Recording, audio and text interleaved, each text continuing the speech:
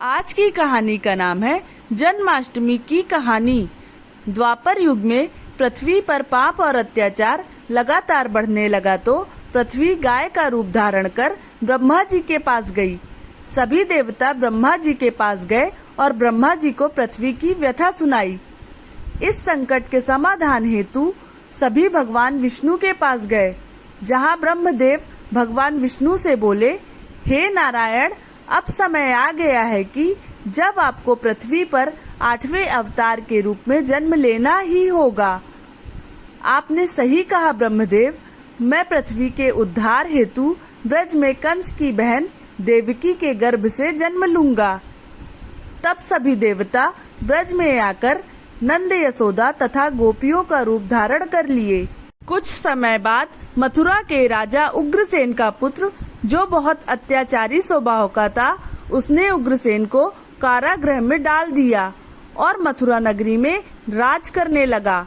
वहीं दूसरी ओर उग्रसेन के छोटे भाई देवक की पुत्री देवकी की शादी हो रही थी।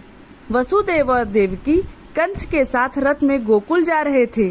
तभी अचानक भविष्यवाणी हुई कि हे कंस, जिसको तू अपनी बहन समझकर अपने साथ लेकर जा रहा है, उसी के गर्भ से 8वां पुत्र होगा। वो तेरा काल है, जो तेरी मृत्यु का कारण बनेगा।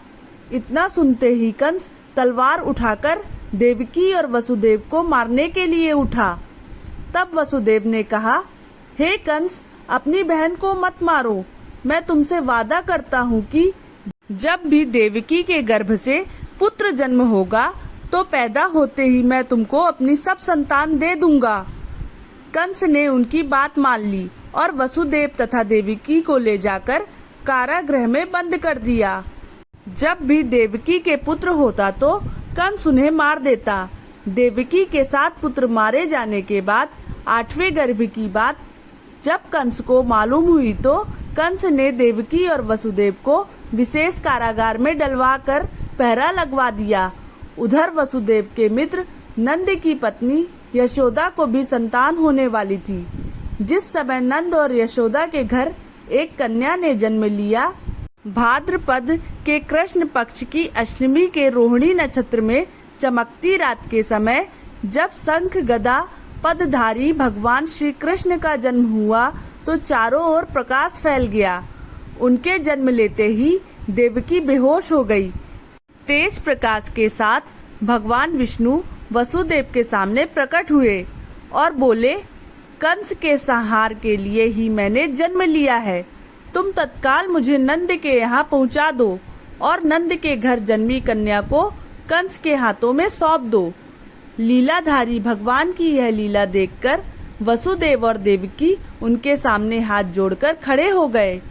भगवान श्री कृष्ण ने जब जन्म लिया तब देवकी और वसुदेव के हाथों की हथकड़ियां खुल गई, दरवाजे अपने आप खुल गए और पहरेदार सोते हुए नजर आए।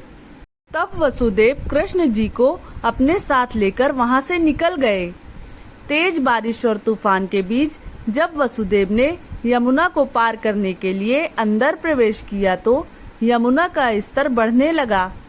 भगवान के चरण कमल छूने को ललायित यमुना बाल कृष्ण द्वारा पैर लटका देने पर भगवान के चरण कमलों को स्पर्श कर बिल्कुल घट गई।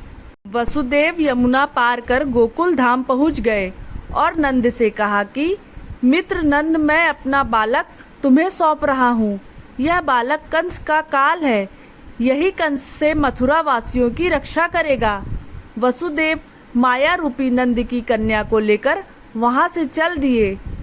जब वसुदेव वापस कारागार में पहुंचे तो अपने आप उनके बेड़ियां लग गई और दरवाजे बंद हो गए।